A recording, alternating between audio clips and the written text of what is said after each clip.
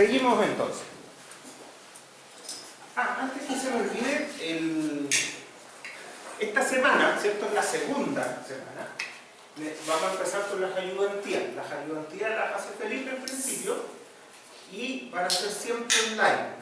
Se tienen que conectar al link que yo les dejé y con eso estamos. También van a quedar a su disposición en el mismo lugar donde les dejo esta clase. ¿Vamos? Ya, también esta semana les voy a dejar la primera tarea, a lo mejor hoy día no, quizás mañana, para que empiecen a entretenerse con eso. Las ayudantías de este curso, y en realidad de ninguno de ellos, no van en la dirección de hacer las tareas, nunca. ¿Ya? Las ayudantías son para expandir temas que a mí me interesen que ustedes vean con más detalle que lo que vemos en las clases, o para tratar temas complementarios. Por ejemplo, meterse adentro de alguna norma, ver algún proyecto real, alguna cosa de ese tipo. Eso no quita que si ustedes tienen problemas con las tareas, tienen preguntas, tienen cualquier cosa, manden, ¿cierto?, sus consultas a Felipe, a mí o a quien quieran, ¿cierto?, y se pueden ayudar de eso. A veces sí vamos a poner algunas cosas que tienen que ver con las tareas, pero lo que quiero que quede claro es que no es el objetivo fundamental de la ayudantía. ¿Ya? Eso. Ya, sigamos. Ocurrencia de sismos. Y aquí ya nos empezamos a poner un poco más complicado, porque hay que calcular algunas cosas. Entonces hay que mirarlo un poco con más calma. Ya lo vimos de manera conceptual, ahora tenemos que empezarlo a ver de manera un poco más numérica. ¿Cuál es el objetivo de lo que estamos viendo? ¿Cierto? Es poder llegar a entender un poco más un estudio de amenaza sísmica que nos defina las demandas de diseño en un lugar específico. ¿Ya? Eso es lo que nos pide nuestra norma ahora, ¿cierto? Tanto en los proyectos de 433 como la norma que ya está publicada, 2369 del 2023, ¿cierto? Les pido que la revisen, les pido que la lean, por lo menos una vez completa, y después ya vamos a ir a aspectos específicos. Es importante que sepan qué es lo que el espectro de referencia está dando, qué es lo que significa y qué es lo que un espectro de sitio debería contener también. ¿Ya? Ese es el objetivo de estos contenidos, ¿cierto? Para allá vamos. No vamos a llegar a hacer un análisis de amenaza en este curso, para eso se necesita mucho más preparación y muchos más datos también. Pero sí vamos a tratar de entenderlo, de forma que podamos el día de mañana, ¿cierto?, cuando contratemos un análisis de amenaza, ¿cierto?, podamos criticarlo, ¿cierto?, y podamos también hacer unas buenas bases técnicas para que nos vendan el estudio de amenaza. Bueno, lo primero que vamos a mirar, ¿cierto?, es el tema de la ocurrencia de los sismos o la recurrencia de los sismos. ¿Ya? ¿De qué se trata esto? Es cuántos sismos tengo y de qué magnitud y cada cuánto tiempo. Por ahí va esta cosa, ¿cierto?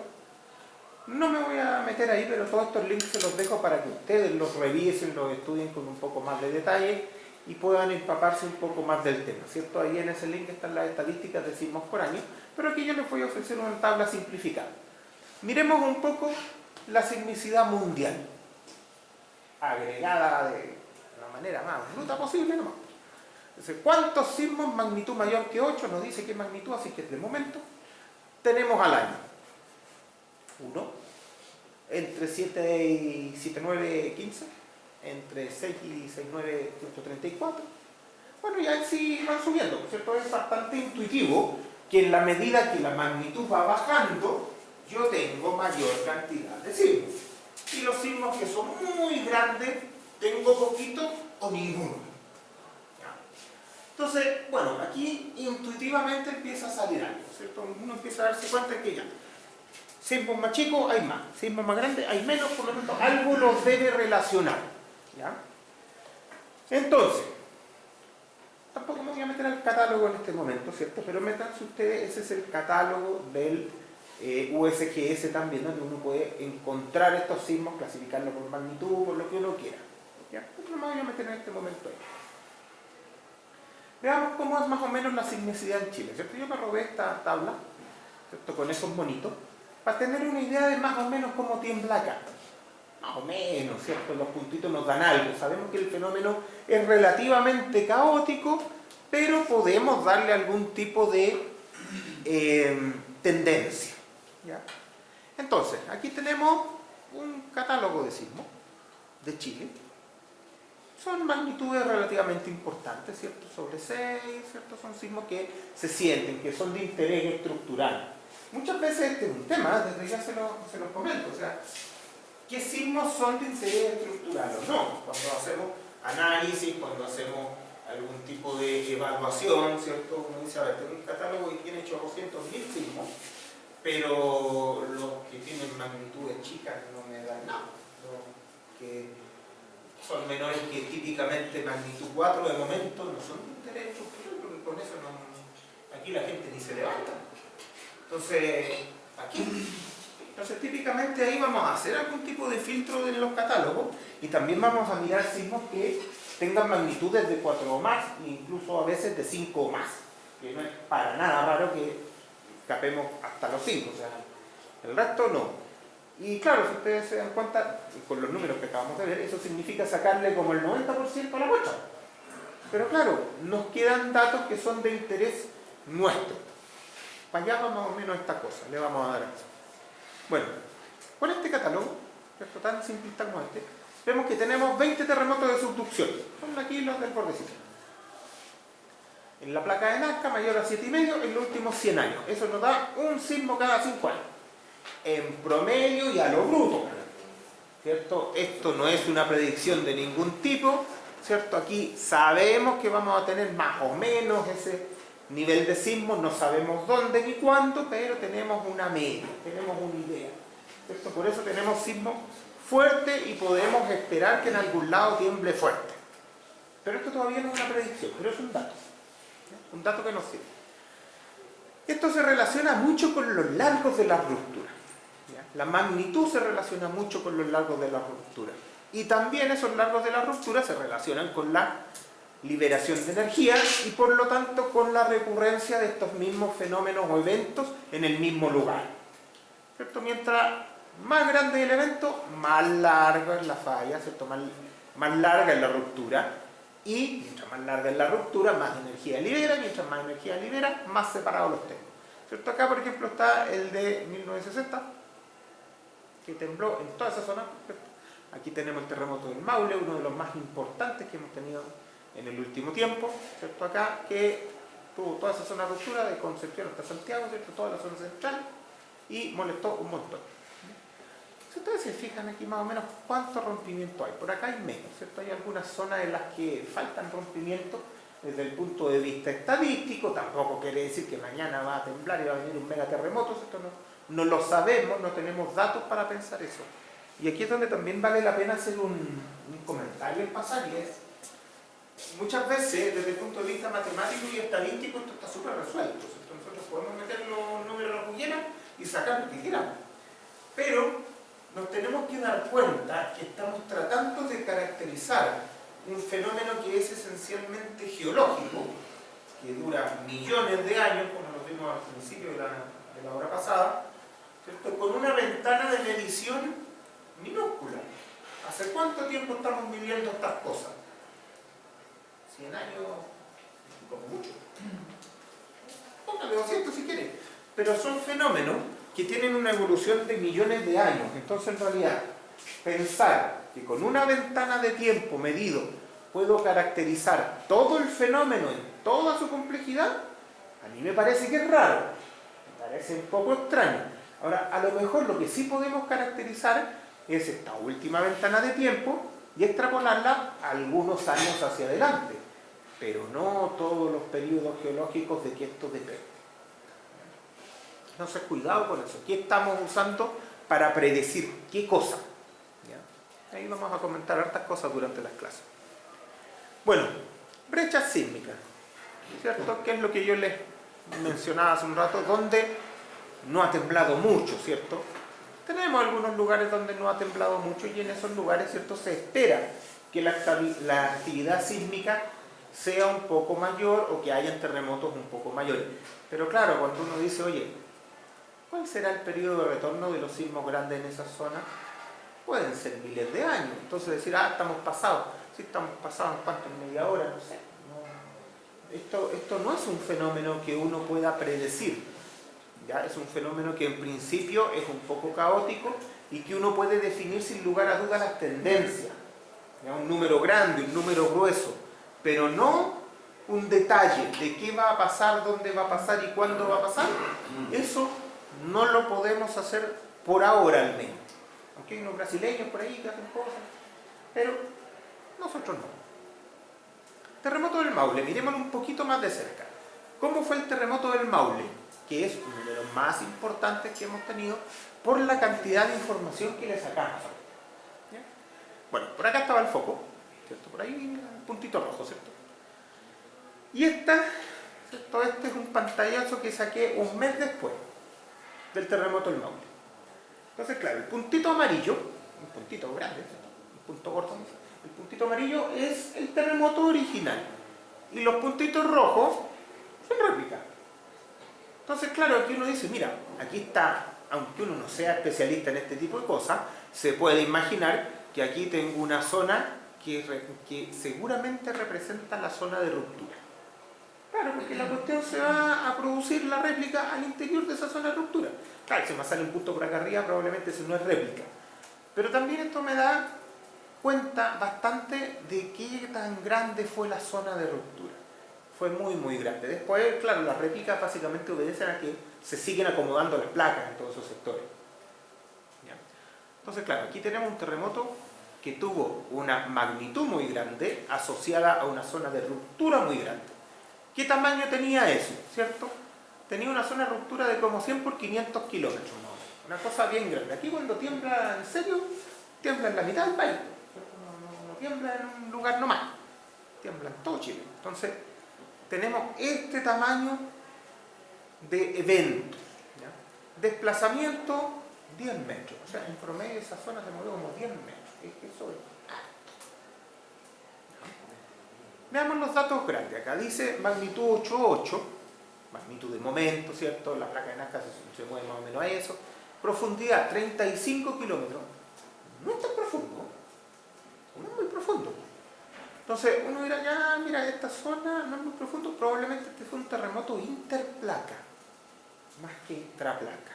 ¿Ya? ¿Se acuerdan que hay dos sismicidades que nos importan mucho? Una es la interplaca, que se produce justo donde están las placas, aquí, donde las placas se juntan, y la intraplaca, en planta la empiezo a ver más adentro, la empiezo a ver por acá. ¿Cierto? Campo de desplazamiento cosísmico durante el evento, ¿cierto? El desplazamiento cosísmico es el que se produce durante el evento sísmico. Ya. Este monito, ¿cierto? Nos dice que ahí ya corté la flecha, ¿cierto? Nos dice que Concepción quedó 3 metros más hacia el mar. ¿Ya? Y se movió hasta Buenos Aires, ¿cierto? Pero se movió un poquito, allá está Buenos Aires, pero se movió un poquito. ¿Ya? Claro, este tipo de terremotos tiende a cambiar la geografía. A lo mejor yo no la voy a mirar, ¿cierto? Si paso por ahí en un avión no me voy a dar cuenta. Pero sí hay cambios de geografía, ¿cierto? La línea costera se mueve, ¿cierto? Las elevaciones cambian, ¿cierto? Nosotros vimos que cuando se estiraba aquí la placa continental, bajaban, ¿cierto? Las elevaciones de los sitios ahora son más bajitas. Y también el agua puede llegar más adentro. Esos pequeños cambios se empiezan a mirar acá. Claro, uno dirá en 3 metros no se nota tanto. No se nota tanto para el tamaño de estas cosas. Ahora, ¿cómo se saben estas cuestiones? Normalmente, esto, como decía un profesor que tenía yo, se hace por interferometría satelital. Suena caro. Pero básicamente poner la foto de antes y después poner encima de otra. Entonces, y con eso yo veo lo que no es igual y eso se movió. Pero eso se llama interferometría satelital. O sea, es calcar el mapa. Y con eso uno se va dando cuenta cómo se mueven estas cuestiones. Sirve un montón. Bueno, ¿y qué dijeron estos gallos? Gutenberg y Richter. Dijeron, mira, si yo grafico la cantidad de eventos versus la magnitud, me sale más o menos esta ley. Una ley que dice, mira, el logaritmo de la cantidad, ¿cierto? O también la puedo expresar de manera exponencial directamente, pero el logaritmo de la cantidad sigue una ley relativamente lineal con la magnitud. Claro, y la pregunta que cabe de cajón inmediatamente es, bueno, pero eso funciona para los corticales, para los interplacas, para los intraplacas, ¿para cuáles? Para los subductivos, ¿para cuál? ¿Para cuál me sirve esa ley? Y sirve para todo. Sirve para todo, sirve para agregados, desagregados. Se ha visto que funciona bien. Por lo tanto, quedó. Por ahí habrá otro modelo de ocurrencia, pero no lo ocupa nadie. El que ocupan es este, ¿cierto? Se adapta muy bien a la fenomenología, ¿cierto? Por ejemplo, aquí tenemos, esta cuestión la hice en Excel, así que por eso los puntitos están arriba justo, porque no siempre pasa, ¿ya? Entonces, tenemos aquí, por ejemplo, un gráfico logarítmico, y la cosa pasa así, y aquí tengo el logaritmo de la cantidad con los puntitos. Entonces, esta cosa se ve más o menos así cuando uno lo hace en serio, ¿cierto? Con datos de verdad, de investigación. La verdad es que se ve bastante parecido a esto. Entonces, con eso uno ya se da una idea de que el fenómeno por lo menos se adapta de una buena forma a esta ley. Y eso me genera una información tremendamente importante para usar más adelante. Tengo una relación muy clara, tengo un modelo que me dice cómo se relacionan las magnitudes con la cantidad de eventos que ocurren. En particular, a mí me va a interesar mucho la tasa de ocurrencia más que la cantidad total, ¿cierto? Me refiero con eso que me interesa cuántos de estos eventos en una ventana de tiempo hay. Por ejemplo, en 10 años, en un año, etcétera, etcétera. Esa tasa de ocurrencia es la que realmente me interesa porque me modela la frecuencia de este tipo de eventos. Para que se hagan una idea, ¿cierto? En la tesis de Sergio Barrientos, ¿cierto? Él calibró esto para Chile y le salió 429 y 096. Este número que va al lado de la n típicamente anda cerca de 1. No sé muy bien por qué, pero típicamente anda cerca de 1. O sea, si a alguien le sale 0,2, yo pensaría que está malo porque no lo he visto nunca. Entonces podrá ser un poquito más que 1 o alejarse de 1, un 0,8, un 0,7. Pero un 0,3 no he visto jamás. Entonces, claro, este número anda casi siempre cerca de 1. Y eso ya es un dato que a uno le sirve un poco. Sigamos echando pelo a la sopa. Definamos un lambda. Los lambda van a ser súper importantes, así que acuérdense del lambda. El lambda va a ser una tasa. Dice, número de eventos con magnitud mayor que m en un año. Ya, la tasa anual entonces. Ya, lambda, tasa anual. Listo. ¿De qué? De m. ¿Y qué es m mayor que esa magnitud? Ya, listo. Vamos a tratar de entender estas cuestiones. Bueno, como están todas anotadas, no es tan difícil, pero vamos a tratar de darle una interpretación a esto para ver si la entendemos. Ya, tasa anual.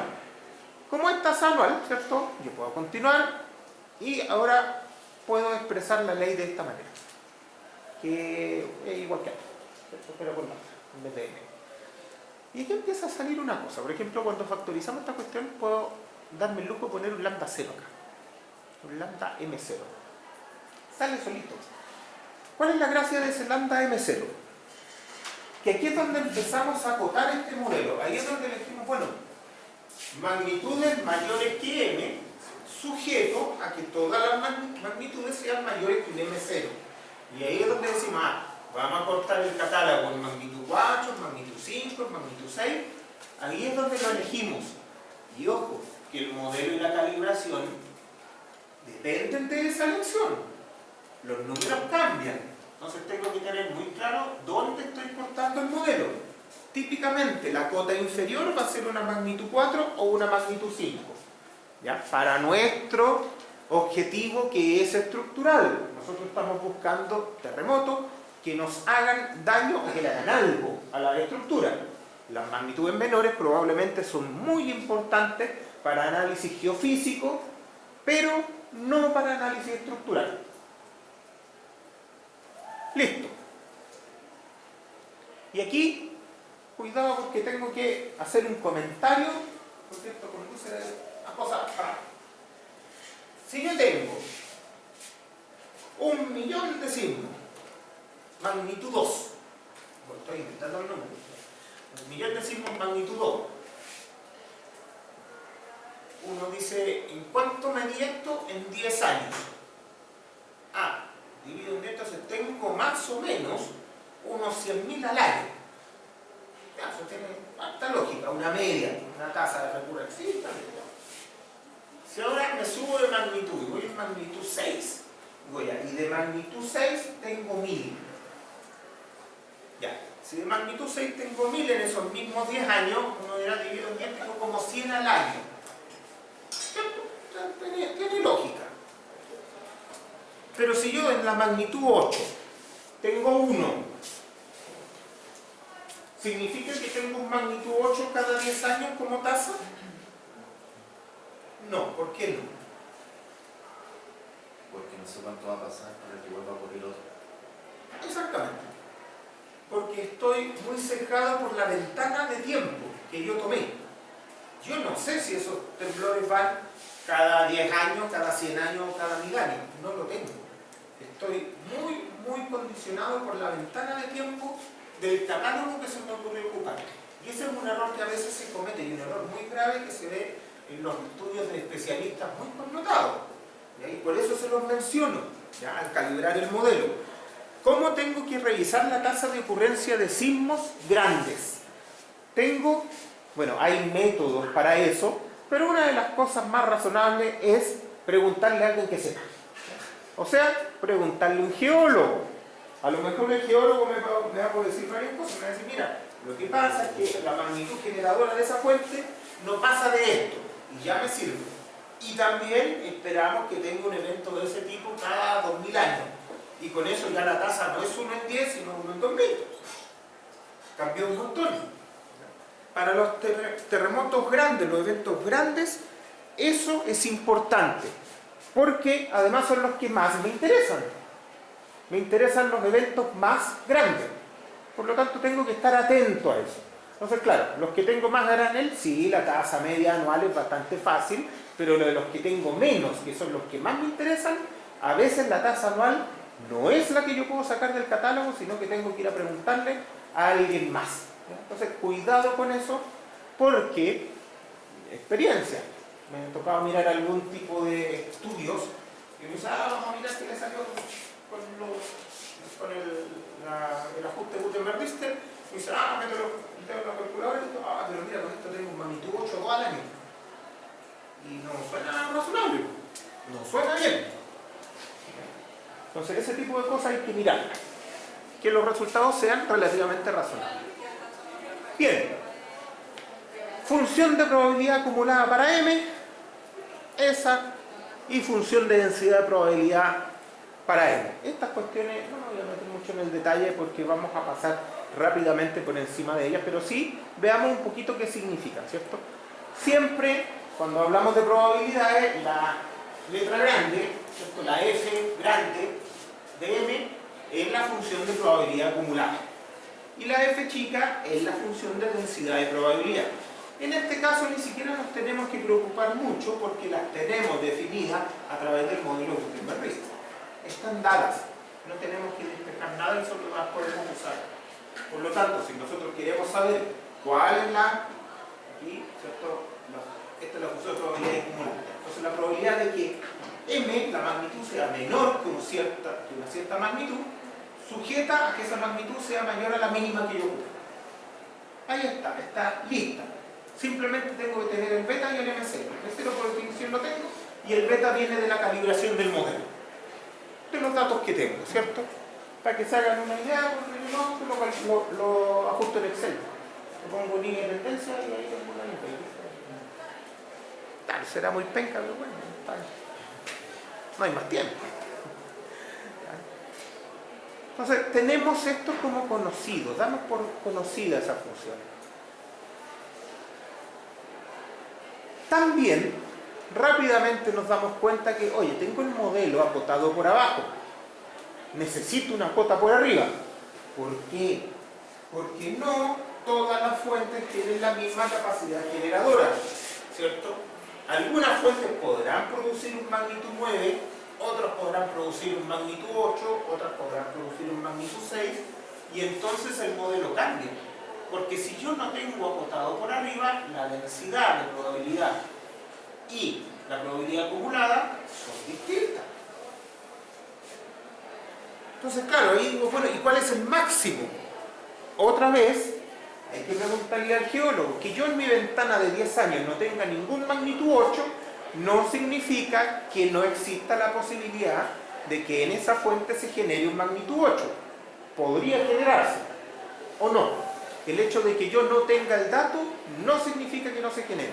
Entonces ahí es donde tengo que tener el cuidado y ver cuál es la capacidad generadora de la fuente. Preguntémosle al geólogo o a alguien que sepa y con eso lo ocupamos. Bueno, típicamente vamos a tener la magnitud máxima y la magnitud mínima donde me interesa que esta cosa se mueva. Bueno, cuando hacemos el ajuste, despejamos el beta, ¿cierto? Y ya lo empezamos a tener como dato, podemos graficar esto. ¿Cómo es la función de probabilidad acumulada? Bueno, como cualquiera, mientras va subiendo esta cuestión se va acumulando y va tendiendo a 1, sin llegar, como cualquier cosa, ¿cierto? Bueno, aquí podría ser más redondita, pero le puse pocos puntos. Un detalle. ¿Y cómo es la función de distribución de probabilidad? Típicamente así. Aquí también debería ponerle más puntos, pero bueno, es así. ¿Se fija? Claro, mientras más grande es la magnitud, la probabilidad de que se produzca baja rápidamente. Esto representa un fenómeno físico que es bastante conocido, por lo tanto estos resultados parecen ajustarse, por lo menos desde el punto de vista conceptual, a lo que andamos buscando. Pero bueno, para efectos suyos, todo esto conocido. Y listo. Lo podemos ocupar. ¿Quién se dio la lata de hacer esto para Chile? Don Alan Paulus. Lo hizo hace unos años, ¿cierto? Hizo su tesis y dijo, voy a calibrar estas cuestiones para Chile. Y lo hizo, lo publicó y ahora uno lo puede usar. ¿Cierto? Básicamente dijo, voy a separar a Chile en zonas. Zonas para resolver esta cosa. Y en las distintas zonas ajustó el modelo Gutenberg-Richter dependiendo de los datos que había. Miren aquí los datos. Cosas raras por ahí. Bueno, lo hizo con detalles, ¿cierto? Le fue re bien en su tesis, lo publicaron esta cosa en una revista internacional, por lo tanto esta cosa se puede dar como buena. Entonces aquí tengo distintas zonas, tienen cuántos eventos se consideró y tienen la calibración de todos los modelos. Tienen toda la calibración. Entonces, como esto ya es de conocimiento público, personalmente cuando yo veo un análisis, un estudio de amenaza, digo, ¿cómo le dio el modelo Gutenberg-Richter? Voy al paper de Paulus, le dio más o menos lo mismo. Más que alguna vez dice, según Paulus, hay bien, listo. Y me ahorro eso. Y me parece que está bien. Y si no, ojalá que salga parecido. Si no sale parecido, tenemos un problema. Tenemos un problema. Ahora, parecido, no tiene que ser idéntico, pero por ahí anda. ¿Ya? Entonces, claro, aquí tenemos un análisis que ya está hecho, está resuelto está resuelto para toda la zona que realmente nos importa. Entonces lo podemos usar.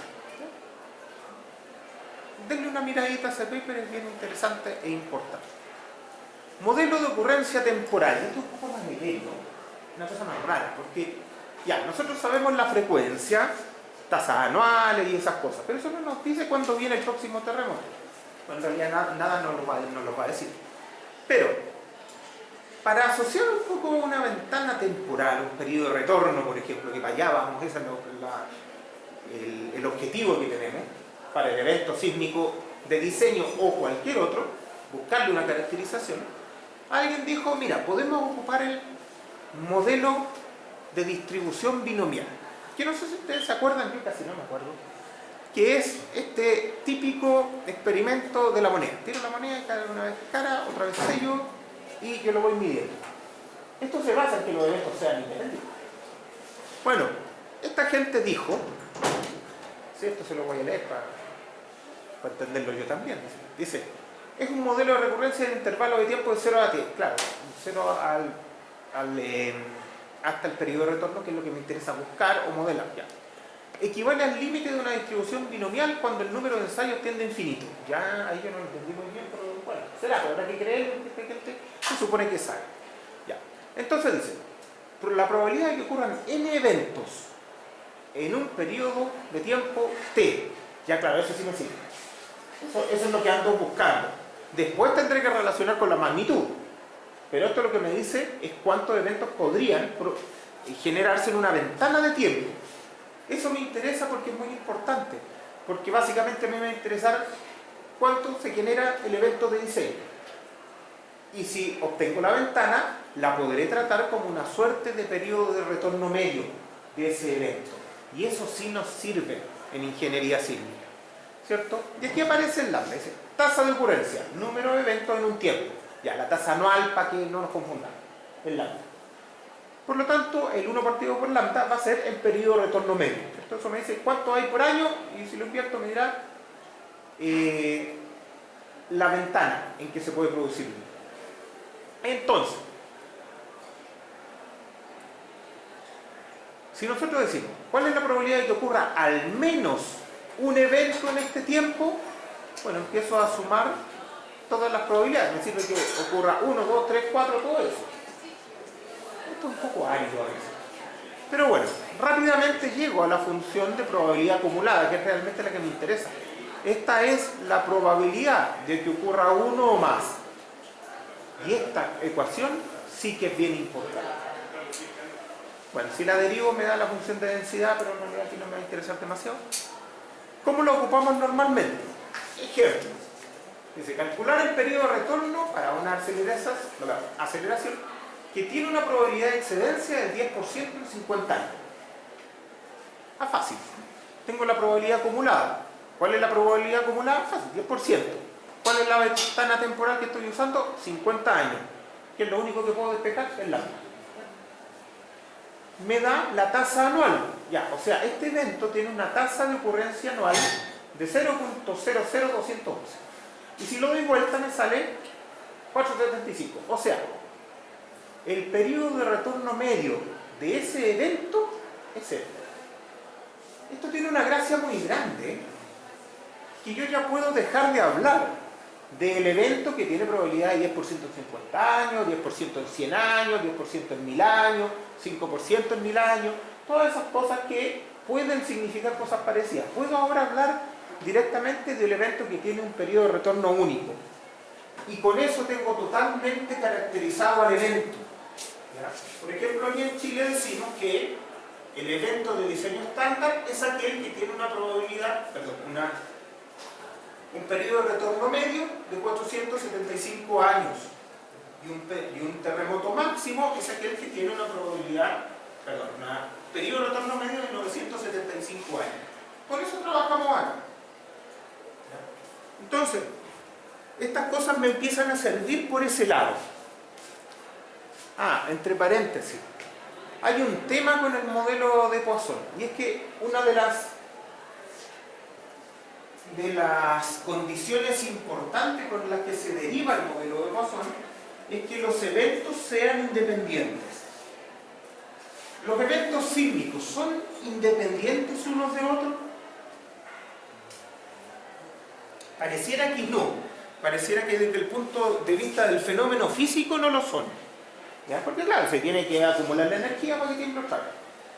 Pero desde el punto de vista matemático se ha mostrado que estas leyes se adaptan muy bien al fenómeno. Entonces, claro, desde el punto de vista conceptual tenemos una contradicción. Desde el punto de vista práctico, esta cosa parece funcionar. Modelo de ocurrencia temporal de Schoenberg and Boll. Yo creo que lo ocupan ellos, no. Jamás he visto a nadie que ocupe esto, pero por tener una diapositiva más completa lo puse. ¿Ya? Ese, y no le voy a dar más tiempo. Ya. Atenuación. Tenemos la temporalidad, tenemos la cantidad. ¿Qué es lo otro que me falta? Bueno, me faltan varias cosas para poder llegar a entender cuál es la medida de intensidad de diseño en un punto. Pero una de las cosas más importantes son los modelos de atenuación, ¿ya? Antiguamente llamados leyes de atenuación. ¿Qué hacen estos modelos? Estos modelos matemáticos dicen, esencialmente a partir de la magnitud y la distancia, me entregan una estimación de una medida de intensidad en un punto. En castellano simple, ¿qué vamos a andar buscando nosotros? Vamos a andar buscando el S sub A, que es la pseudoaceleración para diseño en un lugar.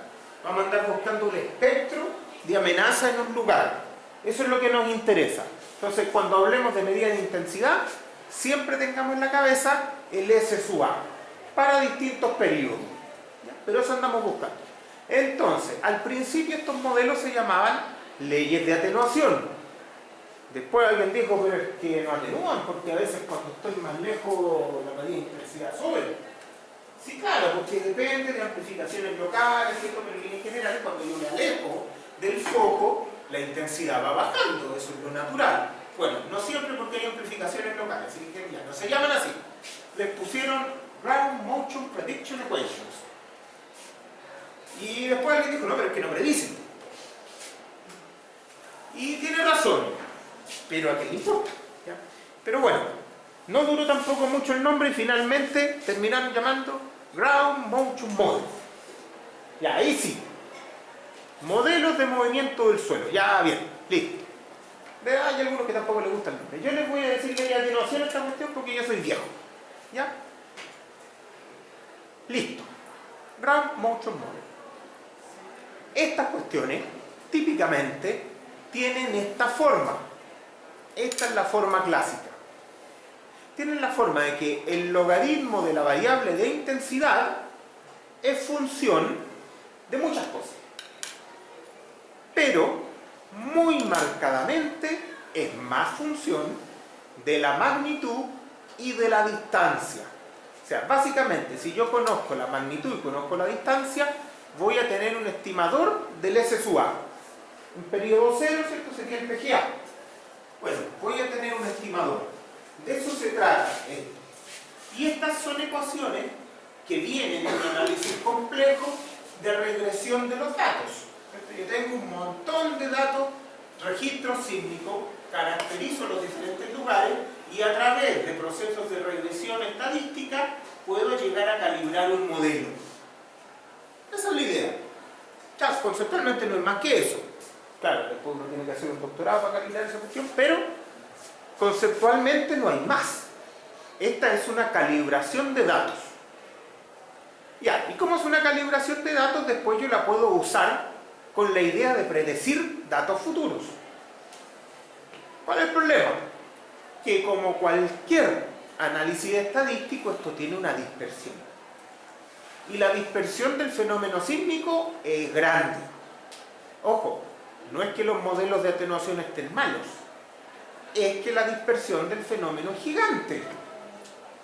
Por lo tanto, normalmente estas leyes de atenuación lo que me van a dar es que para una magnitud fija y una distancia, que todavía no explico lo que es la distancia, pero y una distancia fija, me van a dar un valor medio.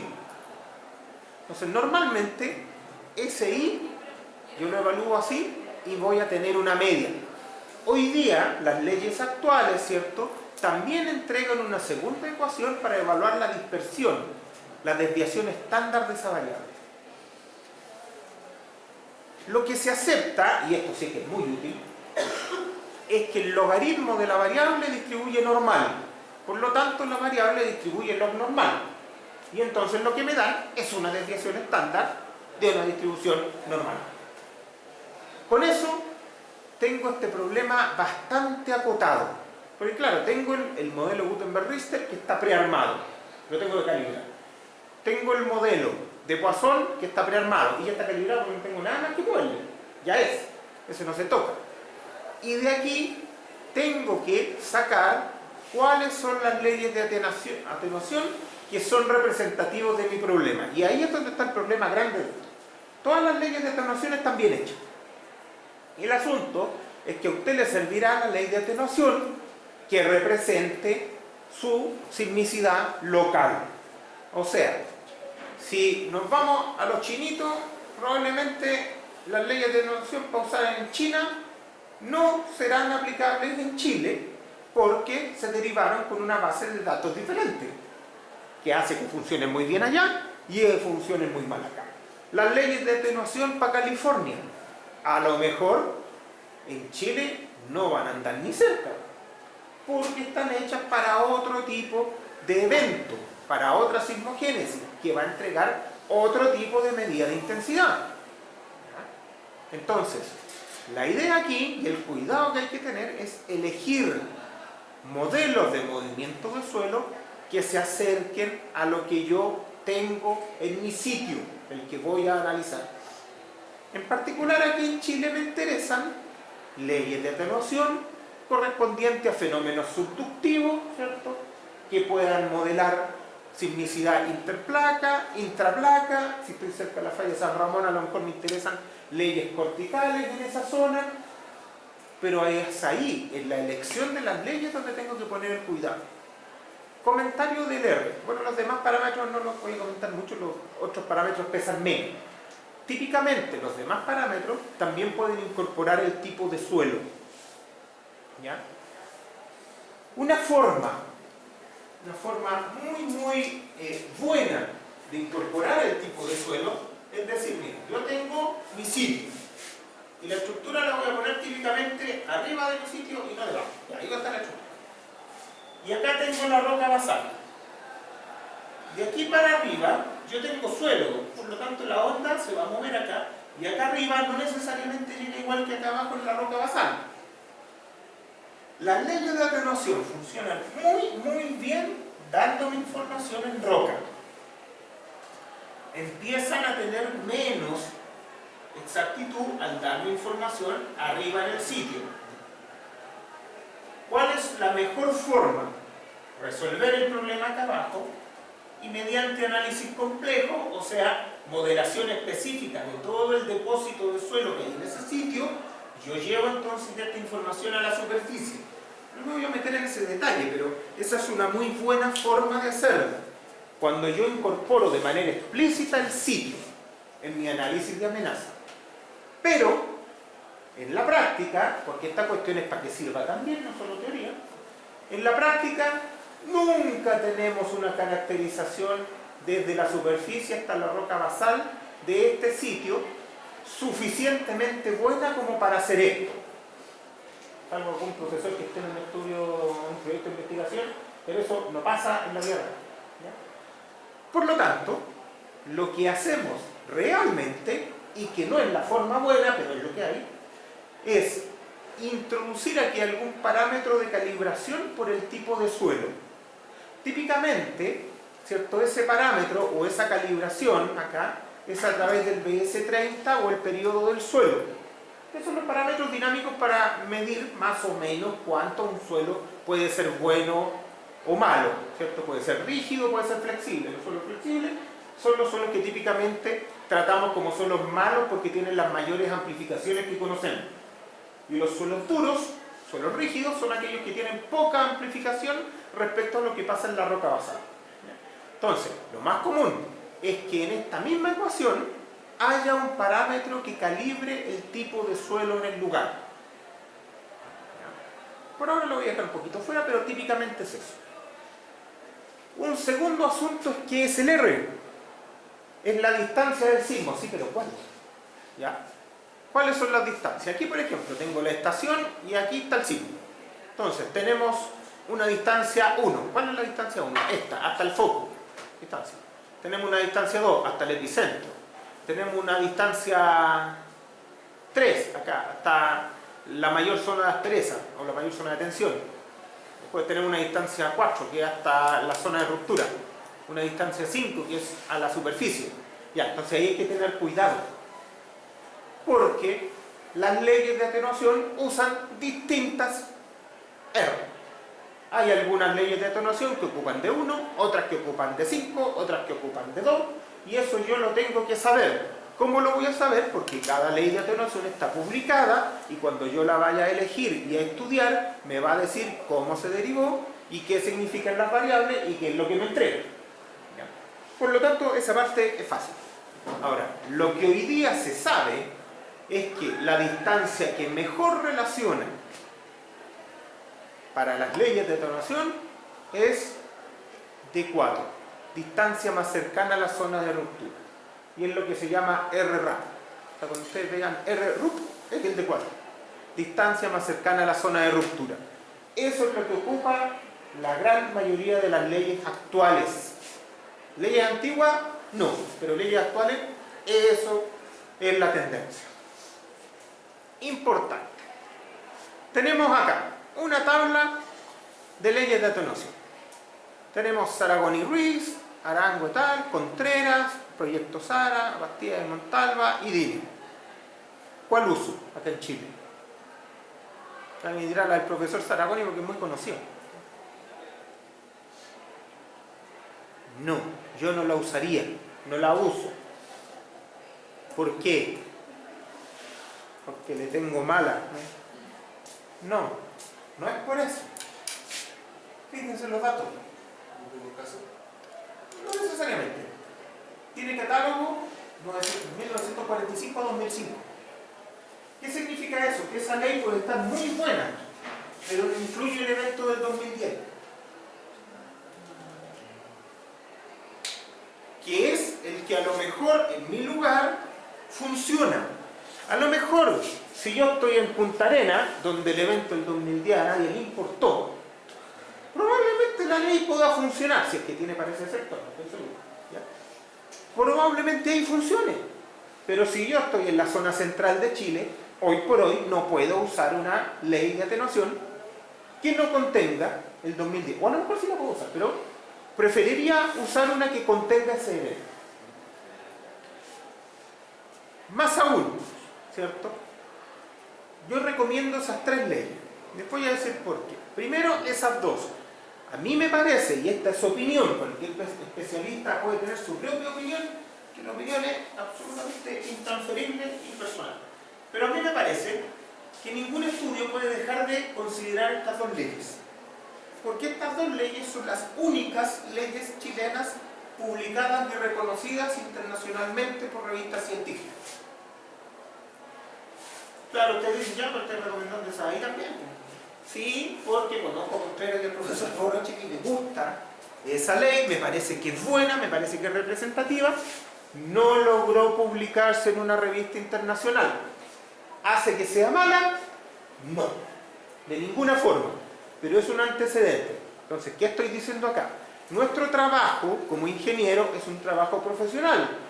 Uno tiene que diseñar para que las cosas funcionen como deben funcionar, pero además preocuparse de cumplir con todo aquello que deba cumplir, con todo aquello que sea aplicable.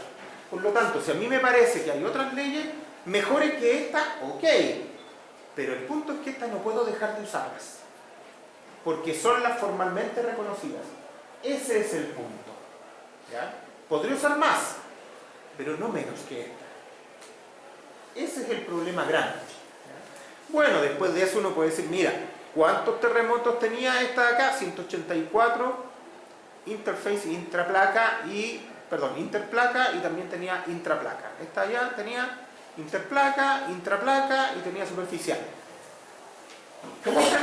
Son adecuaciones numéricas, son modelos numéricos respecto a todo el abanico de datos que yo tengo. Y desde ya, les insisto, tienen tremendas dispersiones, todas, pero esas dispersiones pertenecen al fenómeno y no a que esté mal evaluada la ley. ¿Ya? Ahora ustedes dirán, bueno, y si esa y esa están buenas, entonces las dos me dan los mismos resultados. No, ni parecido. Claro, uno dirá, bueno, pero es que si tienen los mismos sismos de la misma zona y los dos son chilenos, ¿por qué les da distinto? Bueno, porque el procesamiento de datos, bueno, no son exactamente los mismos datos, pero el procesamiento de los datos puede cambiar. ¿Ya? Recuerden que es un proceso con una variabilidad súper grande y eso normalmente genera que los resultados finales también lo vayan a ser. Ahora, ¿tengo que elegir una ley? No. Normalmente lo que se hace en los estudios de amenaza sísmica es no elegir una cosa, sino elegir todo lo aplicable. Y lo vamos a ver un poquito más adelante. ¿Cómo llegamos a que se tiene que elegir todo lo aplicable? Se usa todo lo aplicable y se le da distintos pesos en el resultado final. Esa es la forma. Todo lo aplicable lo evalúo y después me quedo con una respuesta que es representativa de todo aquello que podría pasar. La ley de Contreras y Boroche, ahí está, ¿cierto? Esta la pueden bajar gratis desde la página de Boroche, porque ahí la tienen. ¿Cómo es esta cuestión? Tiene esa forma. ¿cierto? Logaritmo en base 10 de la medida de intensidad y de un polinomio de ese tipo. ¿Ya? ¿De qué se tratan estas cuestiones? Siempre lo mismo, ¿cierto? Distancia a la ruptura y aquí tiene el S sub A. Básicamente estas cosas siempre van a ir bajando con la distancia. ¿Cuándo se produce alguna amplificación? Cuando tengo un efecto de sitio muy importante, cuando tengo un depósito de suelo sobre la roca basal que sea blando, eso produce amplificaciones. Tanto es así que a veces no puedo hacer un estudio de sitio tan simplista porque las leyes no incluyen el tipo de suelo. Y ahí la cosa se complica mucho y hay que empezar a pedir ayuda. La ley de Idilio, ¿cierto? Publicada. La ley de Idilio. Está ahí, ¿cierto? La pueden bajar de ahí también. La ley de Montalva. El profesor Montalva, ahí la pueden sacar. ¿Cómo es esta? Bastante parecida a la otra, ¿cierto? Miremosla un poco. Aquí está el PGA, ¿cierto? Y acá que sube, está en la distancia parece. No, periodo. Los periodos están para acá. Ya. Entonces, esta es la aceleración espectral, o la pseudoaceleración, para que no nos confundamos. Y para acá los periodos. Entonces este es el espectro, directamente. Este es el espectro de amenazas que se propone. Ya, pero si lo sacó con la ley, probablemente este sea un espectro medio. Desde ya, para hacer un diseño, ¿será buena idea usar la media del espectro? ¿O usar la media de cualquier cosa? No, porque el 50% de las veces voy a estar mal. Por lo tanto, la media es un valor que en ingeniería estructural, por lo menos donde controlamos riesgo, es un muy mal estimador. Pero normalmente nosotros vamos a necesitar estar arriba de la media y estar por el lado seguro. Normalmente en procesos de ingeniería uno se mueve en la media más una desviación estándar. Si el proceso tiene poca dispersión, bueno, la media más una desviación estándar va a estar cerca de la media. Y si el proceso tiene mucha dispersión, entonces la media más una desviación estándar va a estar súper lejos de la media, pero con mayor razón tengo que preocuparme de eso porque hay mucha dispersión. ¿Ya? Bueno, aquí tenemos entonces los espectros de pseudoaceleración. ¿Cuáles son las diferencias? Aquí están a 25 kilómetros, 50, 100, 150. ¿Qué tipo de suelo estoy usando? BS 30 de como 300, un suelo tipo C más o menos. ¿Ya? Y aquí tengo el rojito tiene una magnitud de 8,5 y el azulito una magnitud de 6,5. Ya, o sea, si yo supiera la distancia al evento y supiera la magnitud del evento, podría tener la media del espectro que me demanda en un cierto sitio. Pero no tengo ninguna de las dos cosas. Pero si lo tuviera, esto me podría servir. Excelente. Distribución de la distancia fuente-sitio. Nosotros ahora tenemos cómo relacionar probabilísticamente la magnitud de distancia con la medida de intensidad. Tenemos un modelo que nos relaciona también la magnitud con la ocurrencia anual. Tenemos el modelo de Poisson que se mete con los periodos de retorno.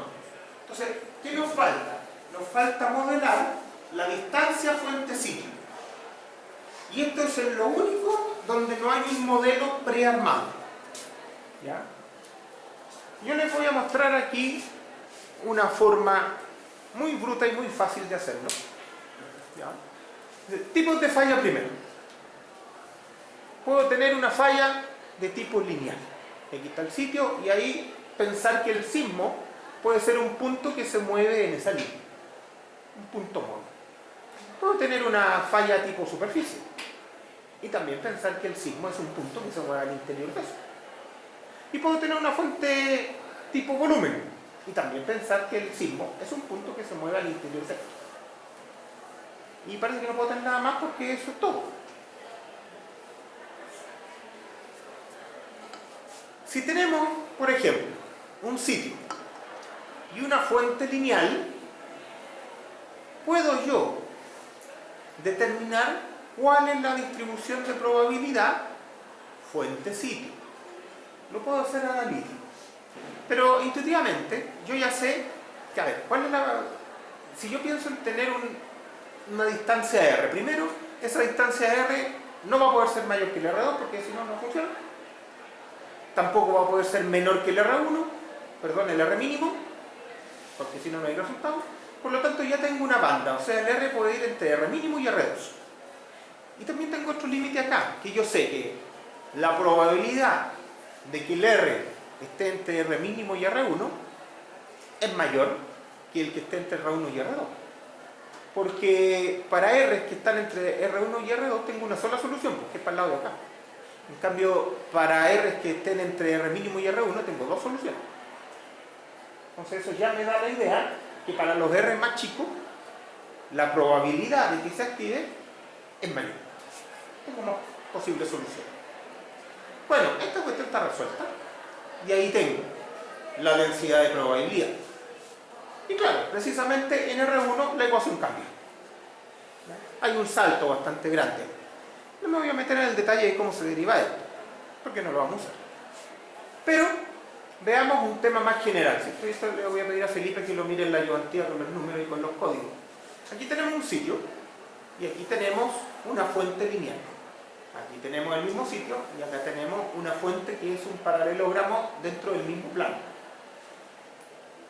Una forma muy fácil de ver cómo puede ser la distribución de probabilidad sobre la distribución fuente-sitio es el método de Monte Carlo, que es el que yo usé en el ejemplo que van a ver en la ayudantía, y es dividir esta cuestión en 1.000.000 de puntos. Después calcular la distancia fuente-sitio de todo el túnel. Y después digo, bueno, ¿cuántos puntos tengo entre R 10 y 20 kilómetros? Y sale. ¿Cuánto tengo entre 20 y 30? Y sale. Divido por el total de puntos y me da un histograma. Y ese histograma es la función de densidad de probabilidad fuente-sitio. Y listo. Claro, porque yo lo que hago, ¿cierto?, es dividir esto cuando lo divido en 1.000.000 de puntos. Es fácil, porque todos esos puntos tienen la misma probabilidad de ser elegidos. Hay distribución uniforme acá. Igual acá. Distribuyo 1.000.000 de puntos adentro con distribución uniforme. Vuelvo a calcular la distancia fuente-sitio y vuelvo a hacer lo mismo. ¿Cuántos puntos hay entre tal y tal distancia? Claro, mientras yo haga más chica la ventana de entre tal y tal distancia, más suavecito me va a quedar el histograma. Pero eso tiene que ver con la cantidad de puntos que yo elijo. En vez de elegir 1.000.000, puedo elegir 10 millones. Da lo mismo si total esto se programa. ¿Ya? Entonces, ¿qué sale cuando uno hace eso? Por ejemplo, cuando lo hago acá en esta línea, me sale esto. ¿Cierto? Acá está la distancia y acá está el F chico R. ¿Cierto? Que es la densidad. Claro, esto parte en el R mínimo y termina en el R máximo. Solo ahí el fallo. Entonces, si hago lo que les acabo de decir, me sale esto. Esa figura. Si hago lo que les acabo de decir con esa, me sale esta figura. Y ya cuando la cosa se complica, ¿cierto? Aquí tengo un plano y aquí tengo un sitio fuera de ese plano y hago lo mismo. Le meto 1.000.000 de puntos adentro, calculo la distancia fuente-sitio y después digo, ¿cuántos R me salen entre, no sé, entre aquí 105 y 110 kilómetros? Los cuento y los divido por el total y me sale el puntito. Y así es bueno. Claro, ustedes lo miran acá y dicen, claro, analíticamente no voy a llegar a esa forma. Ahora aquí, si ustedes quieren, le pueden ajustar un polinomio, alguna ecuación que conozcan y les parezca bonita, da lo mismo, o lo pueden tratar como una solución numérica, porque al final todas estas cosas se resuelven de manera numérica igual, no de manera analítica, ¿cierto? Aquí no nos metemos en problemas analíticos. Ahora, yo aquí les muestro 3 casos, pero ¿habrá otro? Parece que no, porque nuestra subducción del Pacífico la podemos discretizar en muchos planitos, que tendrán distintas inclinaciones, lo que ustedes quieran, pero siempre podría hacer esto. Pues en realidad discretizar en un plano parece que es la generalidad más grande que hay. Pero bueno, no hay una ley preestablecida que sirva para la distribución fuente-sitio, pero hay casos muy conocidos y esos casos tienen formas muy conocidas asociadas también. Por lo tanto, esta cuestión también es fácil. No es un problema. El problema grande viene acá, en la amenaza sísmica. ¿Cómo yo voy a obtener mi espectro de pseudoaceleraciones? ¿Cierto? Lo que yo ando buscando, ¿cierto?, es esto. Ando buscando mi espectro de pseudoaceleraciones. Para allá están los periodos, para acá está la pseudoaceleración. Eso es lo que ando buscando. Esa es mi medida de intensidad. En principio, para estar súper acotado, lo que ando buscando es un evento que tenga una probabilidad de excedencia del 10% en 50 años, que ya sabemos que es lo mismo que decir un evento que tenga un periodo de retorno medio de 475 años. La misma cuestión. Y eso es lo que ando buscando. ¿Cómo lo puedo encontrar? Con el estudio de amenaza. Y esto es complicado, así que vamos a tratar de entenderlo en conjunto. Primero, conceptos como riesgo, vulnerabilidad, cumplimiento o similares. Ya, eso no son amenazas. Cuando la gente habla del informe de riesgo sísmico o el informe de vulnerabilidad o esas cosas, no son amenazas. ¿Ya? ¿Por qué esto puede ser importante? Porque hay varias fallas en el lenguaje. A mí, de 10 clientes que me piden un informe de riesgo sísmico, normalmente 9 no quieren el de amenaza. Quieren otra cosa. Desde cosas como, no, mira, lo que yo quiero es ver si la planta cumple todos los códigos. Porque si no los cumple, entonces yo estoy en riesgo. Por eso quiero un informe de riesgo. Pero eso no es así, no se llama así. Entonces, ojo, hay que tener súper claro qué es lo que uno necesita, por qué lo necesita y para qué lo necesita. El término correcto aceptado es amenaza. Lo segundo aceptado es peligro o peligrosidad. O sea, son informes de peligro sísmico. En nuestro código lo estamos llamando amenaza para no confundirnos más. Lo que no es riesgo, vulnerabilidad u otras cosas de ese tipo. Eso no es. Y el objetivo que tiene esto es definir una medida de intensidad en el sitio para diseño. ¿Por qué yo querría definir una medida de intensidad en un sitio si tengo normas? Y las normas me zonifican, ¿cierto? Me dicen de alguna manera cuál es mi demanda de diseño en todo el país y además me ofrecen factores de corrección por las tipologías de suelo. Porque yo quisiera tener entonces un estudio de amenaza específico para mi sitio. Bueno, primero porque siempre fue. O sea, lo particular respecto a la generalidad siempre es mejor. Siempre es mejor tener un estudio de amenaza para el lugar en el que yo voy a hacer la planta, en lugar de una generalidad que es lo que me ofrece la norma. Pero en este caso, y hay que decirlo con todas sus letras, la zonificación que tenemos no es buena. La zonificación sísmica de nuestras normas, tanto 2369 como 433 y todas las que derivan de ahí, porque usamos la misma zonificación, no es buena. Y eso se sabe, está súper claro, no estoy diciendo ninguna cosa extraña. Esto está publicado hace más de 10 años, hay papers por todas partes, yo no lo invento. No es bueno. ¿Ya? Ahora, ¿por qué seguimos usándolo? Una buena pregunta. No sé. Seguramente porque necesitamos, para poder hacer un cambio, una propuesta concreta, suficientemente sustentada, y esa no se ha recibido. No por lo menos a nivel del INE. Y entonces, ¿qué hacer? Bueno, primero reconocer que la demanda de diseño, ¿cierto? Las fuerzas con que voy a diseñar, no lo son todo. Son importantes, pero son un dato más entre todos los que yo voy a necesitar para tomar mis decisiones de diseño. No es el único. No necesariamente es el más importante, pero es muy importante. Y entre más certero yo tenga esta medida de intensidad, mejor va a ser mi diseño. Entonces, desde ese punto de vista, usted debería siempre tener un estudio de amenaza. Ahora, no siempre se puede pagar y por lo tanto hay que tener algunos indicadores que me digan cuándo sí y cuándo no. Por ejemplo, hoy día está súper claro, cuando usted tiene suelo tipo E, no se acepta la norma, usted tiene que hacer un estudio de amenaza. No ustedes, ¿cierto? Comprar un estudio de amenaza a un especialista. En el caso industrial, para suelos D, también se consideran suficientemente malos, por lo que la norma en principio pide un estudio de amenaza, salvo una excepción por ahí. Pero también les va a pedir un estudio de amenaza porque son suelos considerados para esos propósitos malitos. Bueno, avancemos un poco. ¿Qué van a hacer estos estudios de amenaza? ¿Cierto? Va a ser la estimación de una medida de intensidad, que nosotros ya la vamos a entender como el SSUA. Ahí pongo que es típicamente PGA o SSUA, el PGA y el SSUA para periodo cero, ¿cierto? Para menos de 4 segundos, que es como funcionan bastante bien las leyes de atenuación. Para las leyes de atenuación igual se salen un poco rango, le dan cosas hasta 10 segundos, pero para allá no me quedan. No creo que estén buenas páginas. Pero bueno, nosotros nos va a servir como hasta 3 segundos por ahí. Las estructuras normales no pasan de los 3 segundos y ahí funciona bien todo esto. Comúnmente vamos a buscar para algún periodo de retorno específico. Yo les pongo ahí 43, 465, 975, 2475 u otro que usted necesite. Estos números no son al azar, estos son periodos de retorno típicamente necesarios para hacer algunos tipos de análisis. Bueno, paso por paso, ¿qué hacemos con el análisis de amenaza?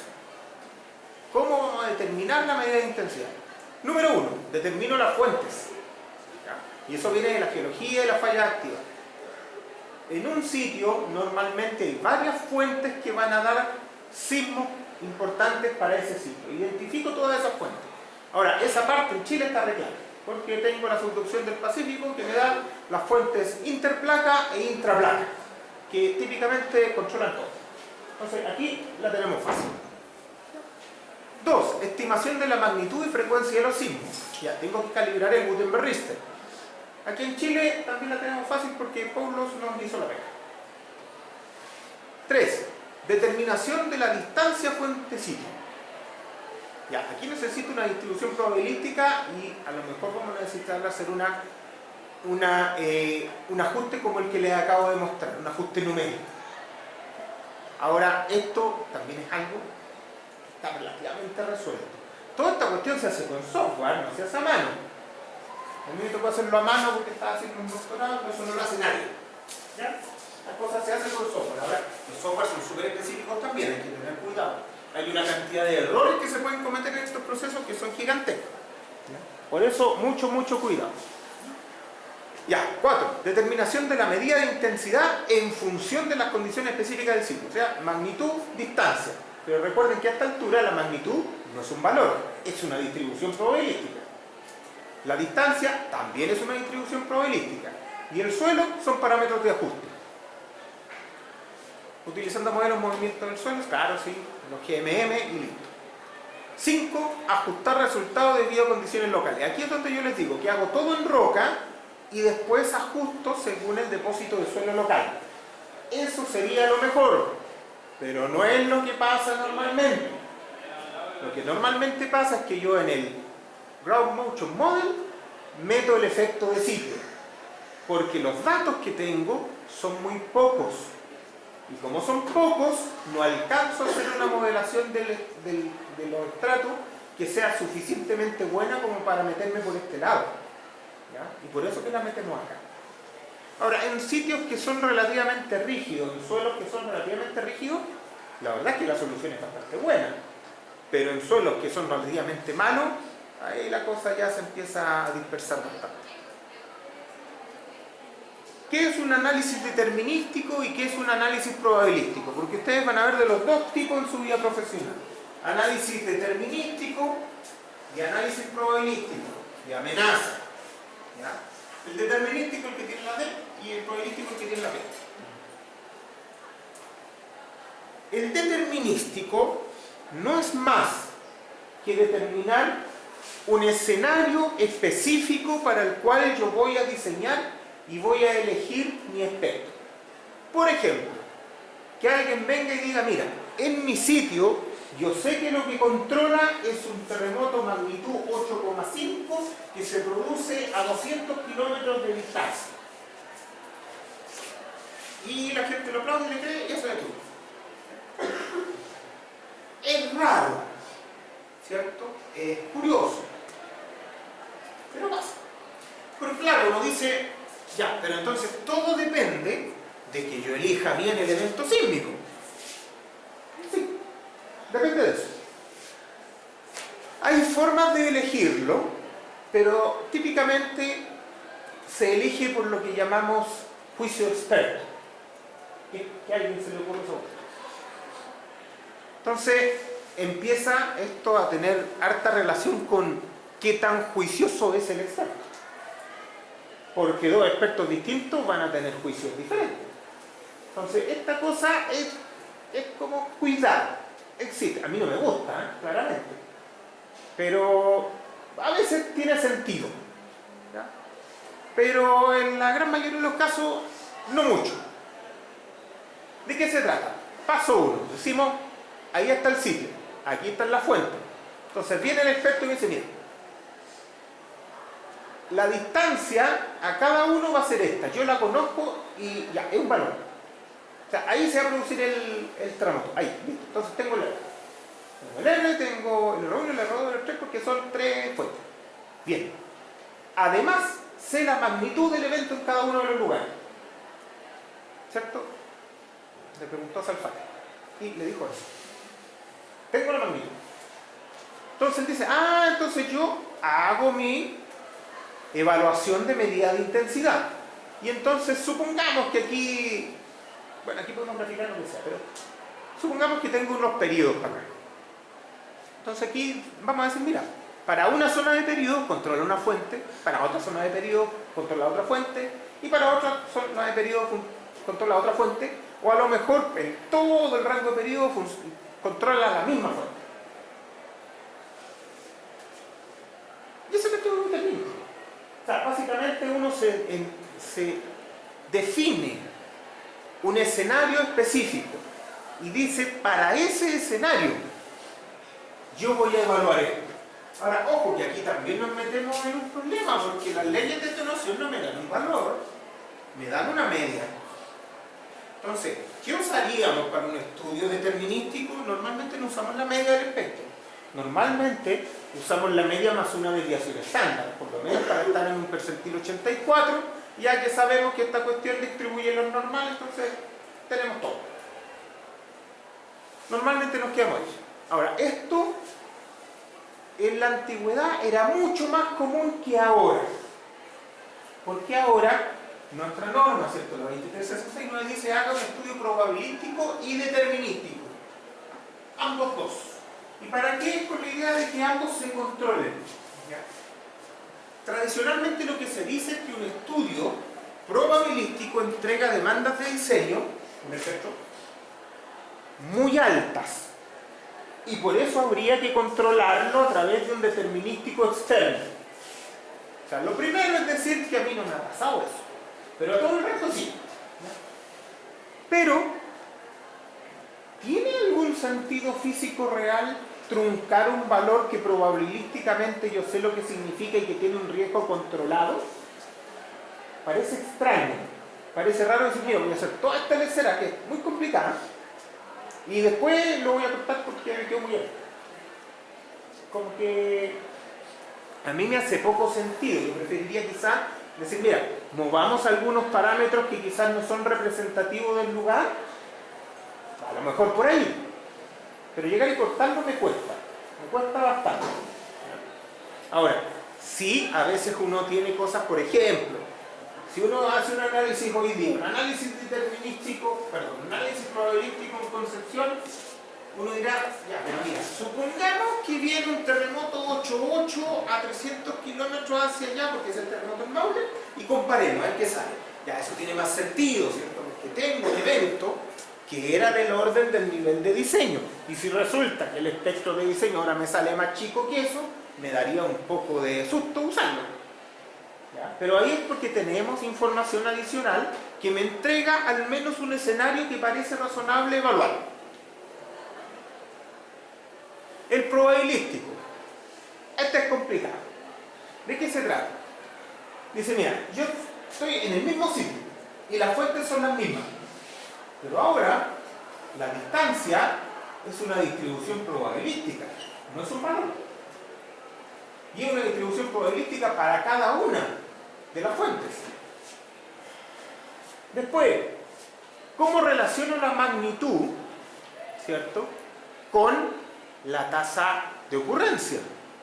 A través del modelo de Gutenberg-Richter, que lo tengo uno para cada una de esas. Entonces ya la magnitud no es un valor, La magnitud depende de la tasa anual de excedencia que yo considere.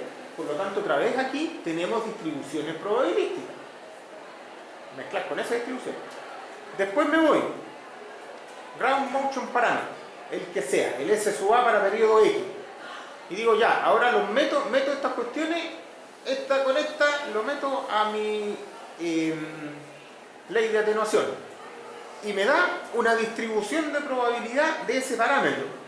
Pero ojo, que yo entré a la ley de atenuación con números, con M y con R. Pero tengo que hacer la integración para todos los M y para todos los R. Pero cada uno de esos valores ya me da una distribución. O sea, aquí la cosa se complica. Por eso usamos software. Igual el Excel sale, pero es para hacerlo una vez más la vida. Bueno, finalmente, en estos análisis lo que uno hace es esto, es sacar curvas de este tipo, que son como curvas de probabilidad. Le dicen, mira, esta es la tasa, o aquí está la probabilidad, la probabilidad de excedencia de un cierto valor. Entonces, de aquí, uno hace esto para cada variable. Por ejemplo, para el S sub A en 1 segundo, en 2 segundos, en 3 segundos, todo eso. Hace eso. Y entonces de cada uno de esos gráficos va sacando el puntito que le interesa. No llega directamente a eso, esto se arma después. Entonces, claro, uno tiene todo esto. ¿Y qué le sale? Le va a salir al final el espectro. Pero si usted se fija, esta metodología parece tener una robustez innegablemente mayor que un análisis determinístico en principio. Es bastante más complejo de hacer también. ¿Ya? Ahora, algo que hay que decir es que, aquí se lo anoto, en principio, ninguno de estos dos tipos de análisis proviene de un procesamiento estadístico de registros. ¿Ya? Porque hay por ahí, mira, a ver, estas son las dos formas de hacer análisis, probabilístico y determinístico, no hay más, reconocidos ahora. Pero ustedes se van a encontrar en la práctica con especialistas que pueden hacer cualquier cuestión. A mí me ha tocado ver estudios que no tienen ni pies ni cabeza, no tienen mucho análisis, o a veces tienen un montón de ecuaciones que no tienen que ver con esto, y básicamente queda la impresión de que se hizo un trabajo, pero se entrega un resultado que no es muy consistente con eso. Hoy por hoy está esto más controlado, pero podría pasar que ustedes en alguna empresa compren un estudio y si no tienen mucho cuidado de quién es el especialista, o si es una empresa extranjera, porque acá no hacemos las cosas igual como se hace en otras partes. Aquí no hay que llegar y aplicar el software, hay que tener más cuidados. A veces llegan estudios que son derechamente inventados, cualquier cosa. Y hay que tener cuidado con eso. Hay que tener la capacidad de criticar los estudios desde el punto de vista de entenderlo, de evaluar cuáles son sus parámetros relevantes, ¿cierto? Ver cómo cambian los resultados, si es que alguna decisión se puede ajustar más. Por ahí va esta cuestión. ¿Cómo elegir? Y con esto ya termino hoy día. ¿Cómo elegir el Ground Motion Model o cualquier otra cosa? Bueno, no la elige. Lo que se ocupa es el concepto de árbol lógico. Por ejemplo, las geometrías de las fallas. Usted puede decir, mira, hay un autor que dice que la geometría de la subducción es esta. Hay otro autor que dice que la geometría de la falla es esta otra. De hecho, hay... pero este en general sí que tiene eso. Después, a mí me gustan estas tres leyes de atenuación. ¿Cuál voy a ocupar? Bueno, todas. Y la idea es que usted ocupa cada geometría de la falla, ocupa cada ley de atenuación que a usted le parece que es aplicable y va ponderando los resultados finales de todo esto. Para analizar ese numerito que hay debajo de cada una de estas opciones es bien complicado y también tiene que hacer un doctorado. Pero básicamente esto significa el nivel de confianza que usted tiene en cada una de esas ramas. Por lo tanto, personalmente, cuando yo digo voy a usar la ley divina y la de Montalva, pero los dos me quedan igual de bien, le pongo 50% a cada uno y sigo para allá. Porque no tengo una mayor información para decir cuál de esas dos es más aplicable a mi proyecto específico. Entonces siempre estos numeritos, que es el peso que yo le doy a esa opción, primero tiene que sumar 1, si no, no funciona. Pero significa cuál es la confianza que yo tengo en esa rama. Y por eso que acá hay más, ¿cierto?, leyes de atenuación, y en cada una yo le voy poniendo el nivel de confianza, ¿cierto?, que tengo. No es necesario usar un camino, yo los uso todos. Ahora, esto es para cada decisión. Aquí tenemos la geometría de la fuente y tenemos la ley de atenuación, pero esto se ocupa para cada decisión. Y eso me conduce a un resultado final. Ustedes se dan cuenta que si yo cambio después alguno de los factores de peso que tiene alguna de estas ramas, el resultado final también me cambia. Entonces, se fijan que la cantidad de decisiones que yo tengo que tomar para poder hacer este análisis es súper grande. Por eso les digo que es imposible que dos especialistas lleguen al mismo resultado. No va a pasar. Es estadísticamente imposible. Pero sí podrían haber algunas suposiciones que se ajusten más a mi caso particular de proyecto. Y eso es lo que yo debería revisar muy bien. ¿Ya? Bueno, por esta clase lo vamos a dejar hasta aquí nomás. Denle una vuelta a esto. Yo me voy a subir la clase y ojalá que se haya grabado bien. Y con eso, ojalá lo puedan mirar otra vez porque esta parte es bien importante. Consultas. Nada, todo fácil. ¿Entendieron todo?